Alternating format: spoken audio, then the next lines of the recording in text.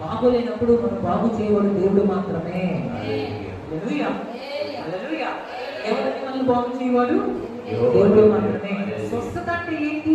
Restoration అనగా పునర్జన్మ. ప్రజలా మరో విధంగా చెప్పాలి అంటే పుణ్య జన్మించడం అంటే పుణ్య పుట్టడం అని కాదు, కానీ తిరిగి మనం కోలుకోవడం.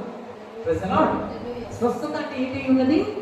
మనం మనం తిరిగి కోలుకోవడం అంటే మనం పోగొట్టుకుని తిరిగి పొందుకోవడం. ప్రజలా అది స్వస్థత. రెండోది ఏంటంటే కరెక్షన్ అనగా సరి చేయబడ్డాం.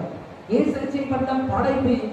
ఆ దేహంలో ఏ అనారోగ్యం అయితే మనకు ఉందో దానివల్ల మన దేహంలో ఏ అవయవైతే పడైపోయిందో తిరిగి కోలుకోవడమే స్వస్థత అంటారు. మూడవది బాగుపడడం.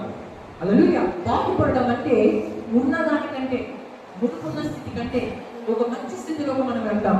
నాలుగోది మేలు. నాలుగోది ఏంటి? మేలు పొందుకోవడం. అంటే స్వస్థత అంటే ఏంటి? మేలు. హల్లెలూయా. అంటే కోలుకోవడం, బాగుపడము, సరిచేయబడ్డము, మేలు పొందుకోవడం, ఇవన్నీ కూడా స్వస్థతకి అర్థాలు వస్తాయి. ప్రజలు మరొకటి ఏంటంటే సంతోషం పొందడము, కోల్పోయిన ఆనందాన్ని మళ్ళీ తిరిగి పొందడము. అవును కదా. ఒక వ్యక్తి అనారోగ్యంతో ఉన్నప్పుడు అతను ఆ రోగంతో ఉన్నప్పుడు ఆ రోగం పోయిన తర్వాత అతని ముఖంలో సంతోషం కనిపిస్తుంది. ప్రజల ఆనందం కనిపిస్తుంది. అలాగే ఈ రోజు మనం ఏం తెలుసుకుంటామంటే స్వస్థత, దేవుడిచ్చే స్వస్థత.